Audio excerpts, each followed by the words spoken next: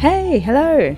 So, today, another Language in Action episode. I want to talk about El Salvador, a country that you may never have thought much about, and to be honest, neither had I really. It was, always kind of there. We knew we wanted to, pop in, so to speak, hopefully for longer, but unfortunately not this time round. But nevertheless, it showed itself to be quite the treat. So there are a few things that happened that I want to share with you involving language. So the first thing, number one, Christmas was coming, early December, and parades are just everywhere.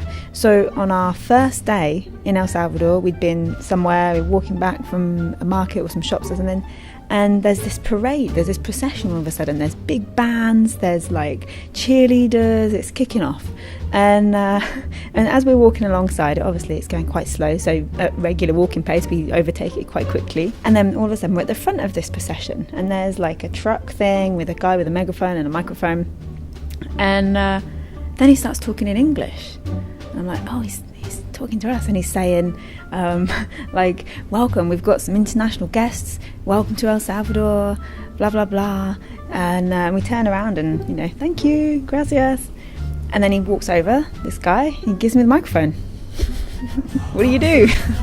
So he gave me the microphone. First thing I did, I said, gracias, de hecho, puedo hablar español. In fact, I can actually speak Spanish.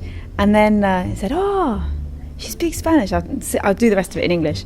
And I said, yeah. So he said, what do you want to say to everyone here today? So I'm now on the microphone projecting across this mile-long procession of Christmas madness. And so I said, it's our first day in El Salvador, and thank you for welcoming us to your beautiful country. And right at the end I went, right, okay, gracias. Oh, and Merry Christmas. I forgot that bit, and that was the important bit. And I just thought it was a wonderful experience that, if you didn't speak the local language, that's the kind of thing that all of a sudden is thrust upon you, and okay, I'm gonna try my best now to speak, to perform. It might sound kind of terrifying, but also kind of fun and quite memorable. The second thing that happened in El Salvador that made me glad I spoke the language was when we went on a volcano tour, and we got our little bus, and we get there, you have to wait for an hour until the tours start. And so then as soon as you go up, you're all in big groups. There's maybe 8 of us on the bus, the public bus, and then these 2 kind of shuttles arrived, some people arrived, some local people arrived in their cars. So there was 30, 40 people, quite a big group of people at this stage, all going up in one mass group at the same time.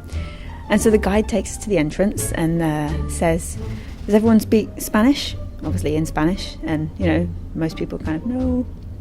So he says, okay, I'll explain in English as well. So he explains in English, and he says it's quite a difficult hike, and make sure that we take plenty of water, all of the usual stuff. But that was the thing that stood out. It's quite a difficult hike. When he said this in Spanish, and he said it was bastante fácil, which if you speak Spanish, you'll know means quite easy. And I just thought that was really funny, the difference between how he approached the foreigners who maybe come thinking, I'm going to climb the volcano, and no, they maybe can't do it, they're not as fit as they think, and the locals who, I don't know, he assumes, this is easy for you. This is just normal. So I thought that was really interesting, the difference that the different descriptions he gave the hike in the different languages. A couple of unexpected little language nuggets from a country that I didn't have any expectations about at all, to be honest, and it really exceeded everything. I loved it and would love to go back. So thank you for watching, and hopefully there'll be more of these stories soon when they happen. Obviously I can't predict when these videos are going to happen, when these stories are going to come up that I want to share with you, but hopefully there'll be plenty more down the line this year. And as always, remember to subscribe for regular language learning videos, and I will see you very soon. Thank you. Bye. Adios.